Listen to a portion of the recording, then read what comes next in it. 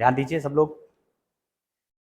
जैसा कि कल ही सूचना थी आप लोगों को कि आज दुनिया भर में विस्तृत जो परिवहन है वो परिवहन किस दिशा से होकर, जल परिवहन जिसकी मैं बात कर रहा हूँ, कुछ हद तक वायु परिवहन की भी बात किया जाएगा, किस क्षेत्रों से होकर किस देश को टच करती है।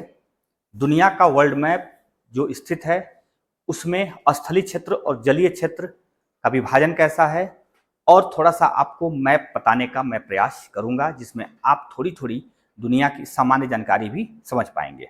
ठीक है। एक्चुअली आज ये चैप्टर समाप्त हो जाएगा। मानव पर्यावरण जिसमें बस्तियां थी, परिवहन था और संचार था, है ना।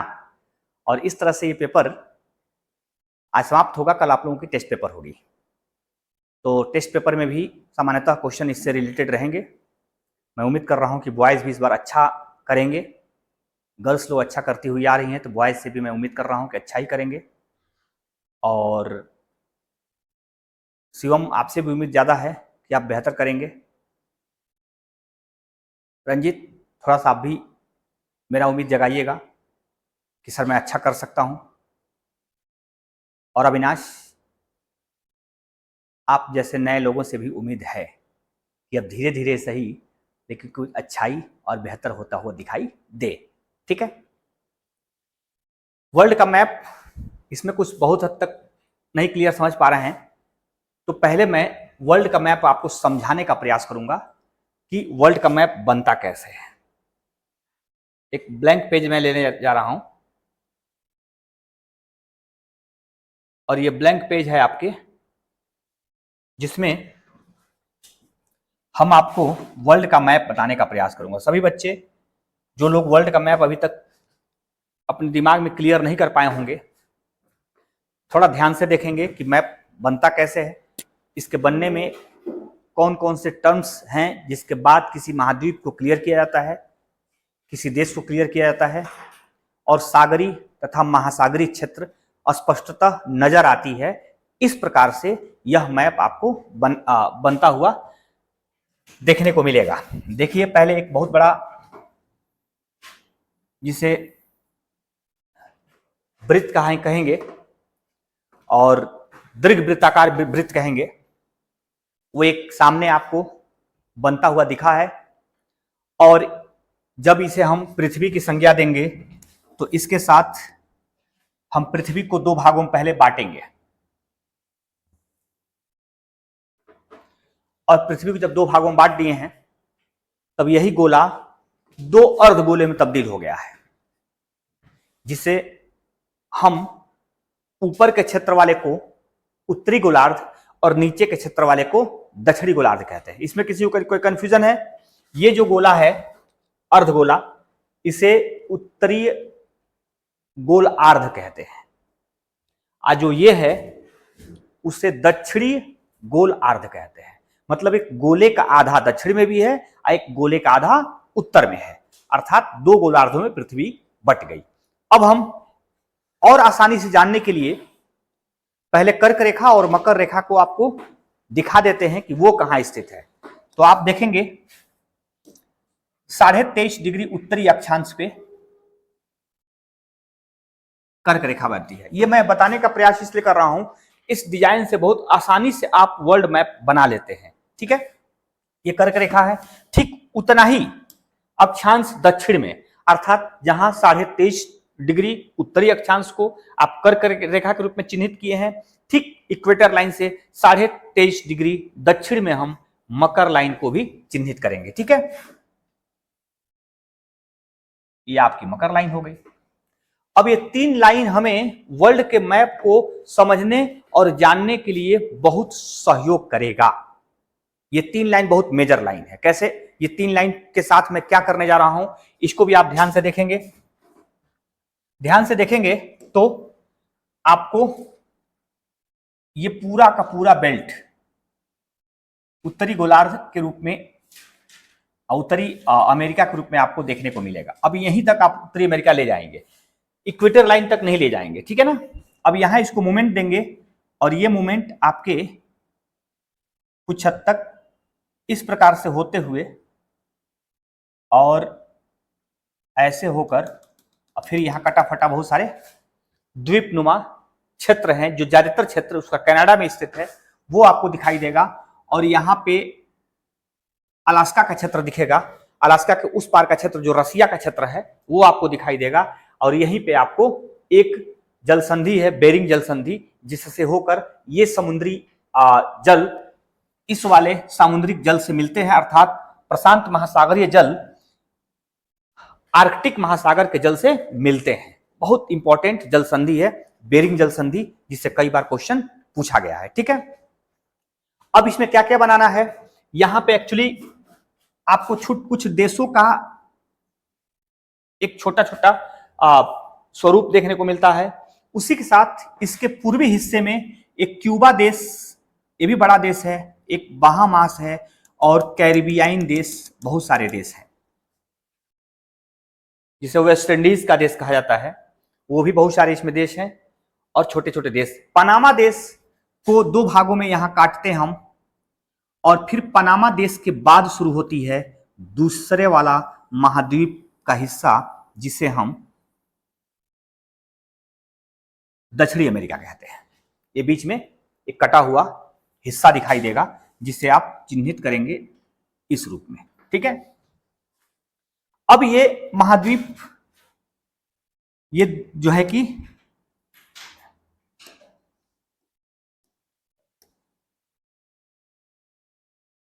ये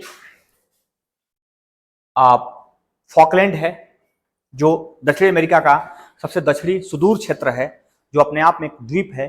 किसी जमाने में ये ब्रिटेन के आधिपत्य में था, आज ब्रिटेन से मुक्ति पाने के लिए यहाँ संघर्ष जारी है और बहुत हद तक ब्रिटेन के कब्जे से ये मुक्त हो भी गया है। इस तरह से ये फॉकलैंड दक्षिण अमेरिकी देश का हिस्सा है और दक्षिण अमेरिकी महाद्वीप का हिस्सा है।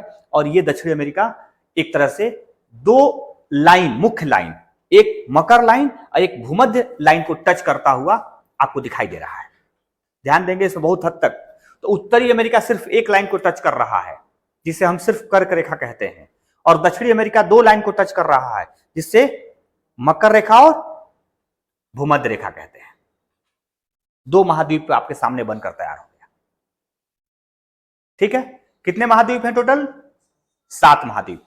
अब देखेंगे हम यहां पे ये ग्रीनलैंड का एरिया बनाए हैं, जो दुनिया का सबसे बड़ा द्वीप है, महाद्वीप नहीं, दुनिया का सबसे बड़ा द्वीप कौन सा है? ग्रीनलैंड है, जो डेनमार्क का हिस्सा है और बिल्कुल उत्तर के दिशा में ध्रुव के लगभग उत्तरी ध्रुव के करीब स्थित एक ऐसा द्वीप जो वर्ष भर बर्फ से ढका रहता है। वहां मानो रिहायशी के तौर पर बहुत नॉमिनल लोग रहते हैं, नहीं तो सामान्य तौर पर निर्जन क्षेत्र के रूप में बना हुआ है। उसी के बगल में आइसलैंड है और यहीं पे 3 देशों के एक समूह दिखाई देता है, नॉर्वे, फिनलैंड। तो देखेंगे मेजर टेक्निकल फॉल्ट। तो अभी तक आपने जो समझा वो तो आपके दिमाग में फिट हो गया होगा। अगर मैं क्वेश्चन करूं कि कौन ऐसा महाद्वीप है जो सिर्फ कर्क रेखा पर स्थित है, बता दो जरा सा प्लीज, बताइए। यस, आप ही, सिर्फ कर्क रेखा पर। Very good. कौन सा ऐसा, रंजीत, कौन सा ऐसा महाद्वीप है जो सिर्फ मकर रेखा पर स्थित है? Very good. कौन सा ऐसा महाद्वीप है जो कर्क और भूमध्य दोनों पर स्थित है? गुड, क्या बात है। आप बता दीजिए शिवम, कौन ऐसा महाद्वीप है जो भूमध्य और मकर रेखा पर स्थित है? यस, क्या बात है, गुड, बहुत सुंदर। कौन ऐसी रेखा है जो एक भी महाद्वीप पर नहीं है? कौन ऐसा महाद्वीप है जो तीनों पे है? कौन ऐसा महाद्वीप है जो कर्क पे है? ओनली फॉर कर्क, कर्क पे, कर्क रेखा पे। हाँ, उत्तर अफ्रीका, हाँ उत्तर, बहुत सब लोगों ने जान गए, सबको पता चल गई कि अब एक लाइन में सबको पता चल गया कि कौन सी महाद्वीप पर मुख्य रूप से जो रेखा 3 है, भूमध्य, कर्क और मकर, उसमें से किससे होकर गुजरती है। ठीक है, ये तो केवल अभी महाद्वीप बनाए हैं। जब आपको देश बताएंगे तो देश में भी आपको ये लिखाने का प्रयास करूंगा कि कर्क रेखा पर कौन कौन से देश बसते हैं, यानी कर्क रेखा किन देशों से होकर गुजरती है, मकर रेखा किन देशों से होकर गुजरती है, भूमध्य रेखा किन देशों से होकर गुजरती है, यह भी आपको उसमें चिन्हित करने का प्रयास किया जाएगा कि कौन कौन से हैं। अब देखेंगे जब इतना बना लिए तो एक और चीज आप देख लीजिए, वो चीज ये देखना है कि जो आपको ये क्षेत्रफल खाली खाली सा नजर आता है, ये धरती पर सब का सब जलीय क्षेत्र है, सब जलीय क्षेत्र है,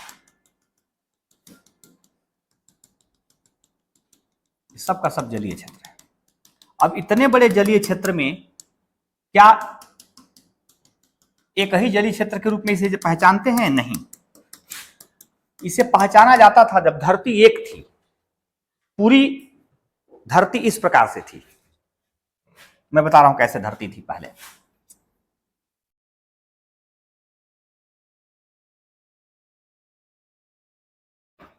धरती पहले ऐसे थी, मतलब पूरा गोल है और बीच में देखिए पूरा गोल है, टेढ़ा होगा तो हंसी मत आप लोग। अब देखेंगे कि इसमें क्या था कि ये जो हिस्सा था ये पूरी अस्थलीय हिस्सा थी, अर्थात सभी महाद्वीप एक में सटा हुआ था, एक में लगा हुआ था। इससे क्या कहा जाता था? पैंजिया कहा जाता था। क्या कहा जाता था? पैंजिया। ये पैंजिया थी। और धरती भी जो है कि ये पूरा महासागर था और एक महासागर था, इसमें कोई बटा हुआ महासागर नहीं था, ना इसमें हिंद था, ना अटलांटिक था, ना उत्तर, कुछ भी ऐसा नहीं था, सिर्फ एक महासागर। इसे क्या कहा जाता था? पैथालासा कहा जाता था। ठीक है, ये पैथालासा था। अर्थात प्रारंभिक धरती पर एक महाद्वीप स्थलीय क्षेत्र के रूप में और एक महासागर जलीय क्षेत्र के रूप में था। अर्थात न उत्तरी अमेरिका के रूप में बटा था, न दक्षिणी अमेरिका के रूप में बटा था। अब यह महाद्वीपीय जब विस्थापन हुआ उस दौरान कैसे कैसे बटा और किस रूप में आज 7 महाद्वीप के रूप में हम देख पाते हैं, वो एक चैप्टर है जो स्पेशली इसी पर डिपेंडेबल है, उसको मैं अलग से पढ़ाऊंगा। लेकिन बस ये जान लीजिए कि ये बीच का एक हिस्सा जो आज उत्तरी अमेरिका, दक्षिणी America, Africa, Asia, Australia, Antarctica के रूप में विभाजित होता हुआ दिखाई दिया है, यह कुछ वर्ष पहले ऐसा नहीं था। क्लियर हो गया दिमाग में? आप लोग कुछ बनाते रहिए, कुछ बड़ा बड़ा चीज उसमें लिखते रहिए, छोटे बड़े जो चीज देखिए लोग, इन लोग का पेन कॉपी चलता है, आप लोगों का साफ सुथरा बैठे रहता। कोई पेज नहीं मिला है क्या आपको? हाँ, नहीं तो मिला नहीं आपको? कोई ब्लैंक पीडीएफ नहीं मिला है?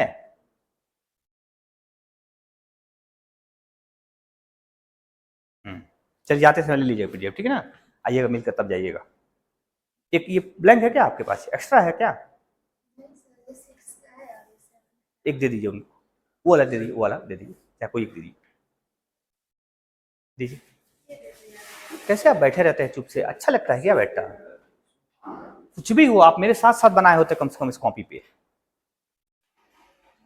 इसको मिटाऊंगा नहीं, बाद में देख लीजिएगा, ठीक है ना? बनाइएगा जरूर, मैं कल चेक करूंगा ये चीज, ठीक है? इसको कल आप स्पेशली बनाइएगा, मैं कल चेक करूंगा, और सब लोग बनाकर लाइएगा, केवल वही नहीं। अरे मंडे ने ट्यूसडे भी हो जाएगा तो देखूंगा, ठीक है ना? छोड़ूंगा नहीं, मुझे याद भी रहेगा। इसलिए सभी लोग अपने पेन से, अपने कॉपी में, अपने हाथों से उसको बना लीजिएगा।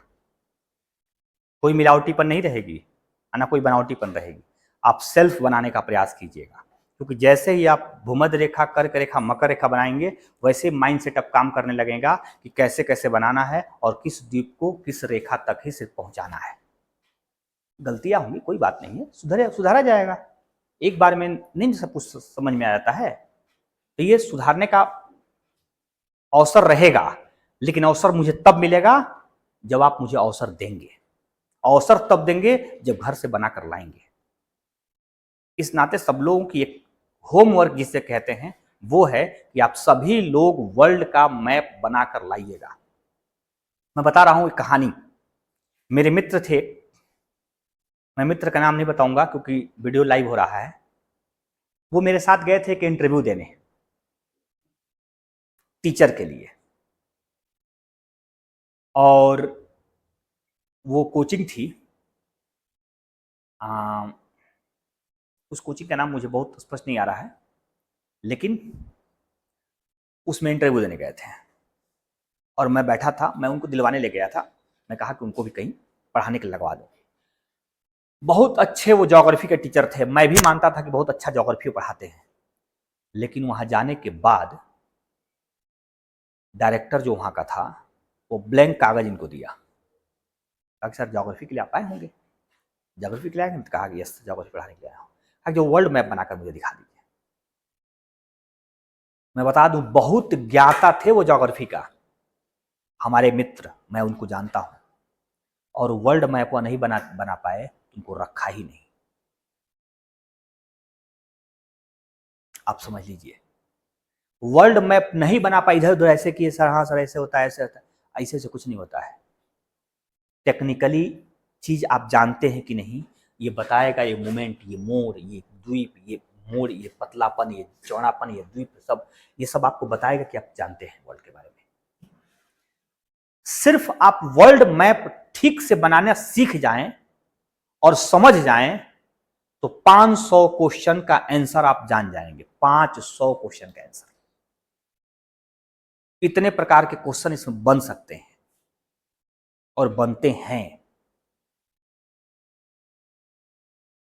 तो जो मैं बात कह रहा हूं ना, बहुत इंपॉर्टेंट कह रहा हूं, इसको हल्के मत लीजिएगा। जब तक ज्योग्राफी में पढ़ाऊंगा तब तक वर्ल्ड मैप के बारे में सिखाऊंगा, और इतना ट्रेंड हो जाएंगे वर्ल्ड मैप के बारे में जानना कि पूरी ज्योग्राफी वर्ल्ड मैप की इर्द गिर्द ही घूमती है। जल का एक एक क्षेत्र, द्वीप का एक एक क्षेत्र, महाद्वीप का एक एक किनारा, उसका उत्तर दक्षिण पूर्व पश्चिम का हिस्सा, उसमें स्थित देश, देशों की समुद्री सीमा और स्थलीय सीमा, देशों में स्थित पर्वत पठार पहाड़ नदियां, झील झरने, जनजातीय क्षेत्र, वानस्पतिक क्षेत्र, ये इतनी बड़ी गंभीर नॉलेज है। लेकिन इसकी शुरुआत होती है पहले आप वर्ल्ड मैप बनाना सीख जाए, और जैसे ही वर्ल्ड मैप बनाना सीख जाएंगे, जो बात मैं कहूंगा आप पिक्चराइज करके उसको समझना शुरू कर देंगे। अभी मैं कहूं कि यह अमेरिका का कैलिफोर्निया में स्थित एक बहुत सुंदर इमारत है, तो आप तो अमेरिका ही नहीं जान रहे हैं तो कैलिफोर्निया कहां से जानेंगे? बात समझे चीजों को। अमेरिका का फ्लोरिडा स्थित बहुत बेहतरीन जगह पर नासा का सेंटर स्थित है। अब क्या जान रहे हैं, चल रहा है, हाँ नासा मतलब हाँ अमेरिका का स्पेस एजेंसी कहीं होगा वही। ऐसे नहीं होता है। एक एक चीज आप समझने का प्रयास कीजिए। अभी तो भारत को ठीक से समझ जाइए। जैसे मैं कहता हूं भारत का कर्नाटक स्थित में, तो आप तुरंत दिमाग लगाओ नीचे जाकर सीधे पश्चिम होना है। ओके सर, कर्नाटक की बात कर रही है। मैं तुरंत बोलता हूं मणिपुर से एक सड़क गुजर रही है जो जा रही है सीधे वियतनाम तक। गंगा मेकांग सड़क परियोजना से दुनिया के एक बड़े बड़े देशों को एक साथ जोड़ने का प्रयास भारत कर रहा है। जो सड़क कोलकाता से शुरू होकर असम मणिपुर होते हुए Myanmar, Thailand, Vietnam, Cambodia, Laos जैसे देशों में होकर गुजरेगी। ये सब जब पिक्चर बनाए रहेंगे दिमाग में ना, और ये पिक्चर जाने रहेंगे, तब आपका दिमाग उधर उधर घूमता रहेगा। जैसे मैं बोल रहा हूं मेरे दिमाग में वो चीज घूम रहा है। कंबोडिया, वियतनाम, लाओस सब मेरे दिमाग में घूम रहा है। मुझे पता है कि मैं किधर जा रहा हूं। शायद आपको चीज अभी रियलाइज नहीं हो रहा होगा, लेकिन होना स्टार्ट हो जाएगा तब जब वर्ल्ड मैप को ठीक से जान जाएंगे। मेरा इतना बड़ा लेक्चर देने का पीछे मकसद यही है कि आपको हर हाल में वर्ल्ड मैप जानना ही होगा। मैंडेटरी है जानना आपके लिए। मैं ज्योग्राफी पढ़ाऊं, आप वर्ल्ड मैप ना जाने? मैं वर्ल्ड टीचर नहीं बनाना चाहता हूं आपको कि कोई कोई आपको सादा पेज दे और आप रिजेक्ट होकर चले आए, आप सेलेक्ट होकर आए, इसलिए मैं आपको इसे बनाना चाहता हूँ। भारत तो बहुत छोटी बात है, आपको बनाना, समझाना और आपको दिखाना। भारत के बारे में भी जब बताऊंगा तो एक एक भारत के राज्य, उसके साथ लगने वाले अन्य राज्यों की सीमाएं, उसकी अंतर्राष्ट्रीय सीमाएं, बात समझ ना, स्थल रूढ़ देश की, स्थल रूढ़ राज्यों की सीमाएं, ये सब भी एक क्लिक में आपको चिन्हित करना होगा। जैसे मुझे कोई पूछे कि सर मध्य प्रदेश के कौन कौन से राज्य सटे हुए हैं मध्य प्रदेश में, धड़ धड़ धड़ बताने का प्रयास करूंगा।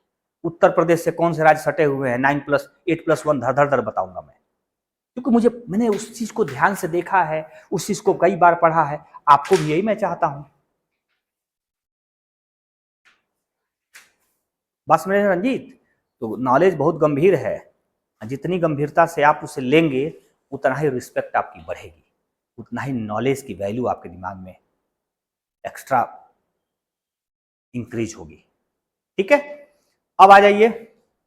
इतना समझने के बाद अब हम आ जाते हैं उस मैप पर जिस मैप को हम जानने का प्रयास कर रहे थे। अब देखिए इसमें क्या हो रहा है, अब इसमें बताया क्या गया है, समझने का प्रयास कीजिए। यहां पे देखिए, यहां पे नहीं दिख रहा है, मैं आपको दिखा रहा हूं, ये ऊपर करके देख लीजिए। जिसको दिख रहा है वो देखे, जिसको नहीं दिख रहा है वो भी देखे। अब ये क्या है, गोला सा एक जो बिंदी नुमा है ना, वह क्या लिखा है, प्रमुख समुद्र और हवाई पत्तन है। समुद्री पत्तन अर्थात बंदरगाह और हवाई अड्डे, ये दोनों गोल के बिंदी के रूप में आपको इसमें देखने को मिला। दूसरा देख लीजिए, ये जो रेड लाइन है, रेड लाइन पता है ना, हूं कर रहे हैं, हाँ गुड, वायु मार्ग है, यानी लग रहा है कि आप देख रही हैं, और आप हूं बोले हैं तो मैं समझ गया हूं कि आप समझ रहे हैं। अब जो बिंदी बिंदी डॉटेड डॉटेड चीज दिखाई दे रही है, थोड़ी सी ब्लू ब्लू कलर की, वो है आपका जल मार्ग। अब इसमें जहां डॉटेड देखेंगे वो संकेत देगा कि जल का रास्ता है, जहां रेड लाइन देखेंगे वह संकेत होगा कि हवाई जहाज का मार्ग का रास्ता है, और जहां पे काला काला टिक्का दिखाई देगा वह या तो आप बंदरगाह समझेंगे या तो आप हवाई अड्डे समझेंगे। इसी से पूरा मैप में जो लाइनें हैं वो आपको समझ में आ जाएंगी। अब आ जाइए, हम बता रहे हैं कैसे इसको समझा जाए। देख लीजिए, पहले तो ये भी आप जानते हैं कि यहां से ये उत्तरी अमेरिका से इधर भी जाएंगे तो इधर आ जाएंगे, ये तो पता है ना। इस प्रशांत महासागर के जैसे उधर जाएंगे, कहां जाएंगे, इस प्रशांत महासागर की तरफ आ जाएंगे, ये तो क्लियर है। अब देखिए, आपको ये मान लीजिए कि जापान है, टोक्यो जापान की राजधानी, और जापान अमेरिका जाना चाहता है। जापान के लोग कहां जाना चाहते हैं, तो उसके पास दो विकल्प है जाने का।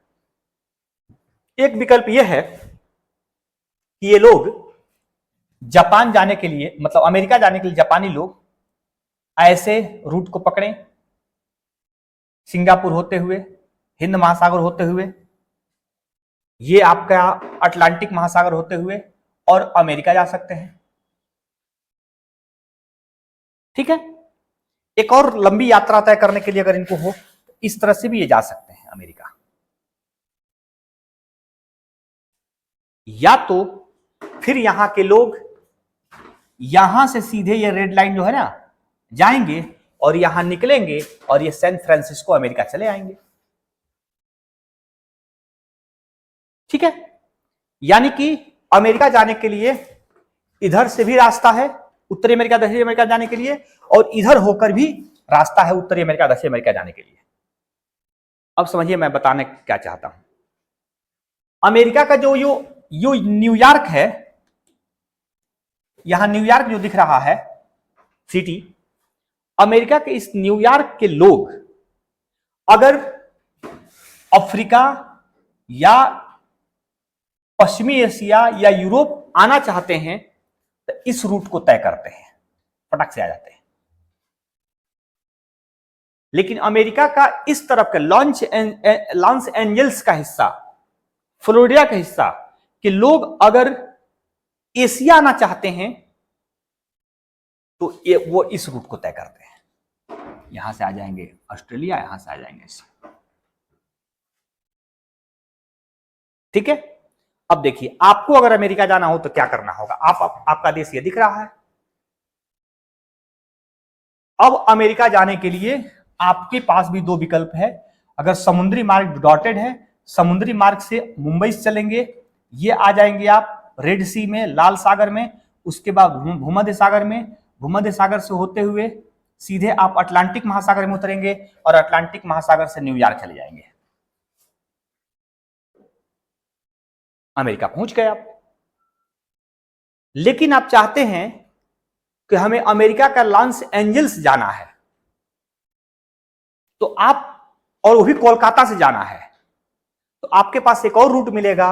ये कोलकाता है भारत का, और कोलकाता से आप सीधे यहां से आप चले जाएंगे अंडमान की खाड़ी में, और अंडमान के साथ सीधे आप चले जाएंगे प्रशांत महासागर में, और प्रशांत महासागर से होते हुए इस रूट से या टोक्यो वाले रूट से सीधे आप लॉस एंजल्स आ सकते हैं। मतलब आप एज ए कोलकाता से ये पूरी लाइन घूमते हुए इस तरह से करते हुए यहां आने की जरूरत नहीं है। आप इधर ही से चाहे तो कोलकाता होते हुए और पूर्वी एशियाई देशों की सीमाओं को छोड़ते हुए आप सीधे आ सकते हैं लॉस एंजल्स। ठीक यहां भी वही स्थिति है। इसमें भी लोग अगर ऑस्ट्रेलिया इनको जाना हो, मान लीजिए अर्जेंटीना है या ब्राजील है, इनको ऑस्ट्रेलिया जाना हो तो एक रास्ता यह है कि यहां से देखिए, यहां से ऑस्ट्रेलिया यहां जा सकते हैं पर्थ। लेकिन इसी व्यक्ति को सेटियांगो से अगर ऑस्ट्रेलिया का सिडनी जाना हो तो इस तरफ से रास्ता लेगा और यहां सिडनी आ जाएगा। जहाजों की भी, जो हवाई जहाज की भी यात्रा करते समय ध्यान दिया जाता है कैसे हमारी हवाई जहाज निकलेगी तो नजदीक से हम तुरंत अमेरिका या फिर किसी देश में पहुंचेंगे, और लौटने का रूट कुछ और हो सकता है। क्योंकि अब जब हवा में उड़ते हैं, धरती घूमती रहती है, 24 घंटे में एक चक्र घूम लेती है। तो आप हवा में जा रहे हैं कहीं और, उठे हैं कहीं और से, जहां यहां से उठे हैं, और ये हिस्सा आप यहां आ गई और आप हवा में इधर जा रहे हैं, यहां उतर गए आप, और जब उतर गए और आ रहे हैं तो लौटते हुए सिर्फ यहां आना है क्योंकि यहां आ चुके हैं। तो जाते समय जहाज का टाइमिंग अलग हो सकता है, आते समय अलग हो सकता है। मान लीजिए कि आप गए कहीं पे तो 4 घंटा लगा, हो सकता है कि धरती घूमकर आपके बहुत नजदीक चली आई हो हवा में, जब आप हैं तो आपको हो सकता है 1.5 घंटा लगा, क्योंकि धरती घूमती रहती है और आप हवा में रहते हैं। तो उस केसेस में टाइमिंग बदलती रहती है, हवाई जहाज की आने जाने की रूट भी बदलता रहता है और दिशाएं भी आपकी चेंज हो सकती है। पायलट को बड़ा ध्यान से बारीकी ट्रेनिंग देनी पड़ती है इन सब चीजों की, क्योंकि धरती पर रहेंगे तो धरती जिस तरह घूमेगी आप भी मूवमेंट करेंगे, लेकिन हवा में रहेंगे तो जैसे धरती मूवमेंट करेगी वैसा आप मूवमेंट नहीं करेंगे।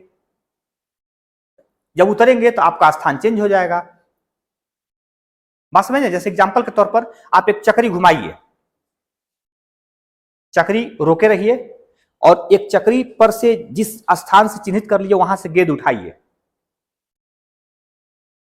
एकदम सीधे सीधे उठाइएगा और चक्री को चला दीजिए और गेंद छोड़ दीजिए। क्या जिस बिंदु से आप गेंद उठाए थे उसी बिंदु पर गेंद गिरेगी? क्यों? नीचे वाला घूम रहा है, बस यही टेक्निक है। ठीक धरती घूम रही है और आप ऊपर है, तो आप जहां उतरेंगे, जहां से चढ़े हैं वहीं उतरेंगे, इसकी गारंटी नहीं है। पानी वाले जहाज के साथ ऐसा तो है, लेकिन हवाई जहाज के साथ ऐसा नहीं है। ठीक है, अब आप देख लेंगे दुनिया के, जैसे मैक्सिको सिटी, ये एक बंदरगाह शहर है, राजधानी भी है उसकी। ये आपका मैक्सिको में है।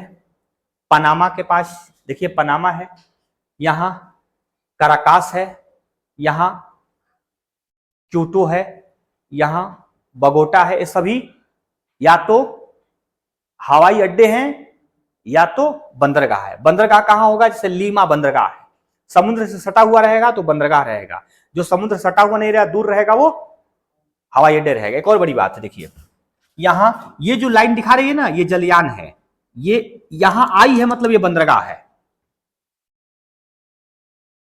ये जल की लाइनें हैं, ये बता रहा है कि ये बंदरगाह है, भले ही आपको बिंदी थोड़ा अंदर दिखाई दे रहा है। ये काराकास बता रहा है कि बंदरगाह भी है और हवाई अड्डे भी हैं यहां पे। देखते जाइए। उसी तरह से ये सभी जगह कोई बंदरगाह नहीं है, क्योंकि वहां केवल और केवल हवाई अड्डे दिखाई दे रहा है ना।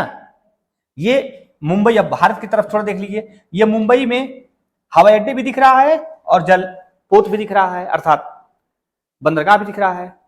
तो दुनिया भर के देशों में जो फैली हुई वो जगह है जहां पे ये सब जलों का रूट है, ये सब जल रूट है, ये जल रूट है।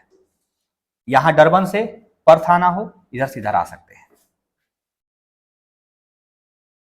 सेंटियागो से लॉस एंजल्स जाना हो, इधर से इधर तय कर सकते हैं।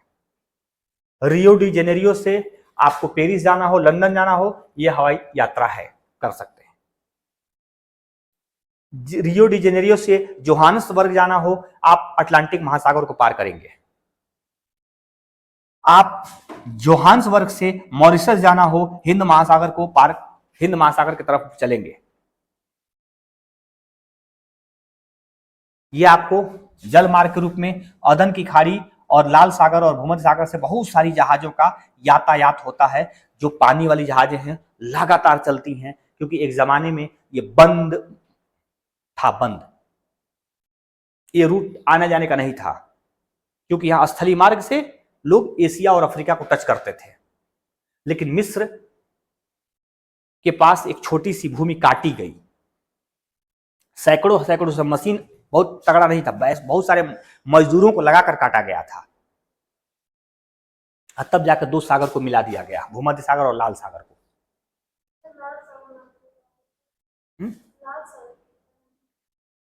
अब देखिए लाल सागर, सारे महासागरों का अपना एक पोजीशन है। लाल सागर, अब ये थोड़ा सा देखना पड़ेगा लाल सागर ही नाम क्यों पड़ा। लाल सागर हो सकता कोई कहानी हो, ऐतिहासिक कहानी हो, जिसकी वजह से लाल सागर नाम पड़ गया हो। अब काला महाद्वीप तो हम अफ्रीका को कहते हैं, उसके बगल में लाल सागर के रूप में दिखाई देते हैं। या हम ये कह सकते हैं कि जो सऊदी अरब, जद्दा, सीरिया के पास बहुत सारे बालू थे और लाल बालू की तरफ ये क्षेत्र हुआ करता था, कहीं उसमें आकर गिरते होंगे, चाहे उससे कुछ प्रभावित रहता होगा, जिसके वजह से वो लाल सागर का संज्ञा दे दिया गया। कुछ न कुछ, एक तरफ दोनों, एक तरफ सहारा रेगिस्तान है और एक तरफ अरब रेगिस्तान है, दोनों के बीच में ये सागर है, जिसके वजह से हो सकता है लाल सागर कहा गया हो। जैसे रक्त वर्षा कहते हैं, वैसे लाल सागर कहते होंगे, क्योंकि रक्त वर्षा को मैंने समझाया ही था एक दिन, सबसे भयंकर रूप से प्रभावित करती है किस देश को? रक्त वर्षा सबसे अधिक प्रभावित किस देश को करती है? इटली को करती है। और सबसे अधिक नुकसान किस फल को करती है? अंगूर को करती है। इटली और अंगूर, ठीक है ना, जोड़ लीजिएगा। अब इसमें किसी बात को समझना हो, रंजीत, अविनाश, शिवम, हाँ कैसे 6 बाबू? एक यहां है, एक काउंट करो फिर से, क्लियर हो गया। एक मान लीजिए यहां है अटलांटिक, दक्षिण अमेरिका 2, उत्तरी अमेरिका 3, अफ्रीका 4, यूरोप 5, एशिया 6 और ऑस्ट्रेलिया 7। और कोई क्वेश्चन किसी को? क्वेश्चन आंसर करा सकूं मैं? शिवम, जो टिक्का टिक्का है वो क्या संकेत दे रहा है? बताइए क्या टिक्का संकेत दे रहा है? न जल मार्ग है न वायु मार्ग है। गुड। ये सही कह रहे हैं। जानते हैं क्यों? क्योंकि टिक्का तो बंदरगाह को संकेत दे रहा है ना, न वायु मार्ग का संकेत दे रहा है, न जल मार्ग का संकेत दे रहा है, वो तो बंदरगाहों का संकेत दे रहा है। देखिए गजब का बताने का तरीका। क्यों? बरसे कंबल भीगे पानी, कबीरदास की उल्टी बानी, बरसे कंबल भीगे पानी। तो कह रहे हैं ना वायु मार्ग है ना जल मार्ग है। यानी क्या है वो? यानी वो हवाई अड्डे हैं और बंदरगाह है। बताइए ना ऐसा। देखिए फर्स्ट क्लास जानकारी इनके पास। दूसरा बता दीजिए, ये जो रेड लाइन है वो क्या संकेत दे रहा है? रंजीत,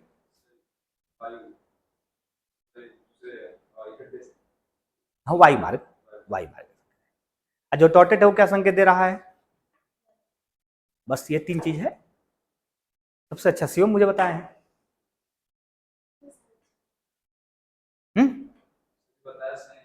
बस वही बात, हम या तो सही जानते हैं या तो वो सही जानते हैं। यानी गुरु और शिष्य दोनों लोग सही हैं जी। हाँ बहुत अच्छा, वेरी गुड। कुछ खास है अंदाज उनका। इस बार लगा है कुछ बड़ा करेंगे वो। चलिए अच्छी बात है, बड़ा करिए। सब लोग तो बड़ा कर ही रहे हैं, हमारे शिवम बड़ा नहीं कर रहे हैं, इसी से उम्मीद है कि थोड़ा सा वो भी बड़ा कर लें, कर लेंगे। अब आ जाइए, वर्ल्ड मैप की थोड़ी सी झलकियां आप समझ गए हैं। आपके सामने पूरा वर्ल्ड मैप पड़ा हुआ है। आप थोड़े थोड़े और समझकर और अपने आप को दुरुस्त कर लेंगे। उसमें समझना क्या है कि जिस भी जगह को देख रहे हैं वो जगह किस देश में स्थित है ये तय कर लीजिए। जैसे मान लीजिए आपको नहीं मालूम है ये नैरोबी किस देश में है, आप तय करिए कि नैरोबी किस देश में है, खोजिए। ये शहर है एक।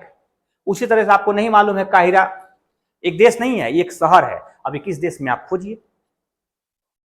मिस्र की राजधानी कहाँ है? काहिरा है। उसी तरह कुवैत आपको नहीं मालूम है किस देश में, आप खोजिए किस देश में है।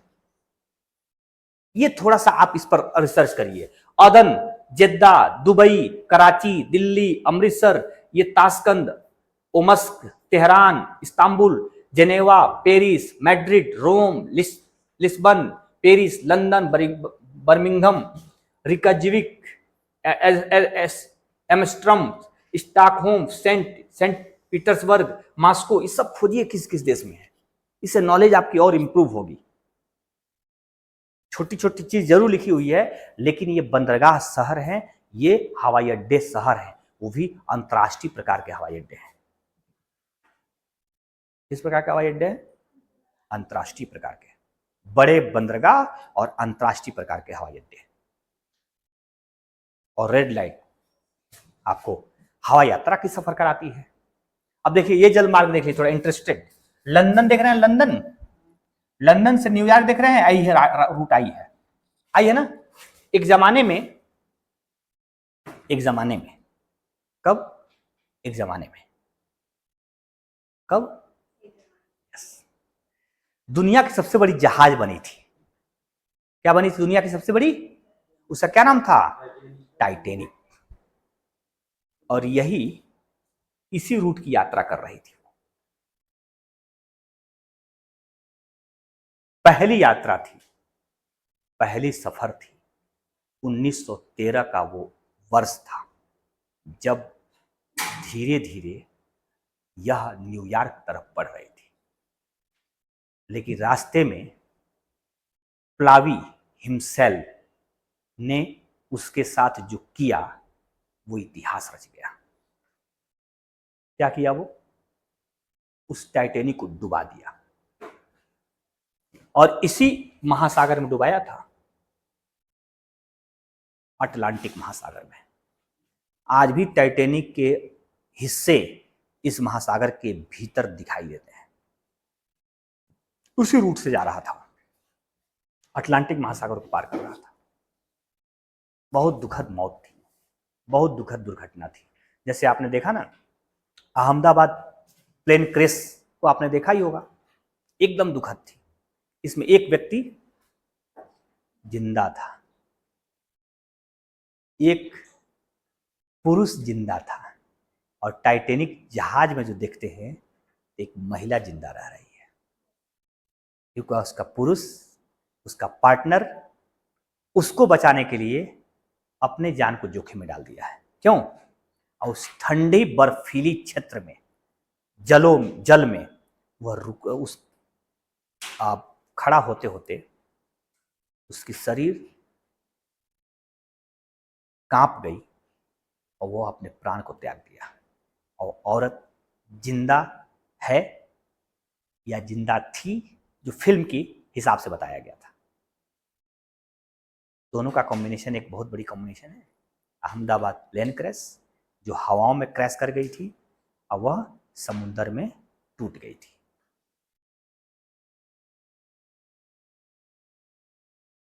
ड्रीम लाइनर बहुत बड़ी विमान है, इसमें 400-500 यात्री बैठ सकते हैं।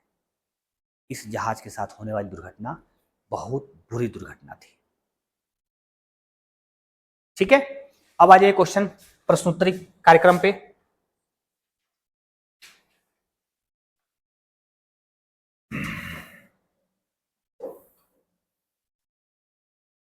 सारे बच्चे अटेंशन कर लें, कैसे बताना है, आप सबको बताना है। ध्यान दीजिएगा एक एक करके। पहला क्वेश्चन क्या कह रहा है? परिवहन के 4 प्रकार क्या हैं? परिवहन के 4 प्रकार क्या हैं, बता दीजिए जरा सा।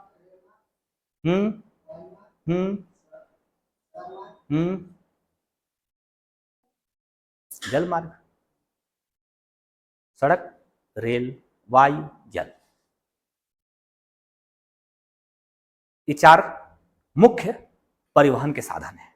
ठीक है, दूसरा क्वेश्चन का आंसर क्या कह रहा है? बस्ती से आप क्या समझते हैं?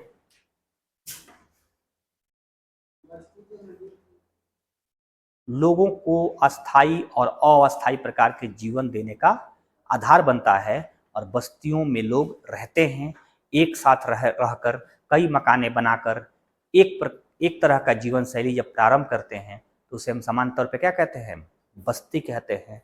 बस्ती को यदि बस्ती कहूं तो उजड़ा किसे कहूं? एक कविता किस पर फरमाई गई थी? बस्ती पर फरमाई गई थी। ठीक है ना? और बस्ती आपके बगल में है, वहां भी लोग बसते हैं। ठीक है, अब आ जाइए तीसरे प्रकार क्वेश्चन पे। ग्रामीण लोगों के क्रियाकलाप क्या है? ग्रामीण लोगों के क्रियाकलाप क्या है? हाँ, ग्रामीण लोगों का क्रियाकलाप प्राकृतिक तरह का जीवन शैली व्यतीत करना है, इसमें पशुपालन का काम करते हैं वो लोग, उत्पादन के तौर पर कृषि का कार्य करते हैं वो लोग, मछली उत्पादन का कार्य करते हैं वो लोग आप एक तरह से कह सकते हैं कि पेड़ पौधे, बागीचे, वन, पोखरे, ताल, तलैया इत्यादि को साथ में जोड़कर जीवन को व्यतीत करने का प्रयास करते हैं। ग्रामीण अंचल थोड़ी सी पारंपरिक अंचल है, जो प्रारंभ से लेकर अभी तक शहरी कल्चर से अलग एक स्वरूप में दिखाई देती है। ठीक है, तीसरा घ है रेल मार्ग के किन्हीं 2 गुणों के बारे में बताइए। रेल मार्ग के 2 गुणों के बारे में बताइए। रेल मार्ग सस्ता साधन है और ज्यादा माल ढुलाई का काम करती है। ज्यादा सामानों को ले जाने के लिए, ज्यादा यात्रियों को ले जाने के लिए एक उसके पास क्षमता है, एक अच्छी गुण है, और दूसरा कि सस्ती साधन है, सस्ती यातायात है, यह भी एक बहुत बड़ा गुण है उसके पास। ठीक है, नेक्स्ट देख लीजिए। संचार से आप क्या समझते हैं? संचार से क्या समझते हैं? संचार एक स्थान से दूसरे स्थान तक सूचनाओं के आदान प्रदान का माध्यम है। संचार की शुरुआत 1-to-1 पर्सन से हुई थी, से बढ़ते बढ़ते इलेक्ट्रॉनिक, ईमेल, डिजिटल मार्केट और डिजिटल कम्युनिकेशन माध्यम तक पहुंच गई, जिसमें कबूतर जा से लेकर चिट्ठी जा तक की यात्रा उसने तय किया था।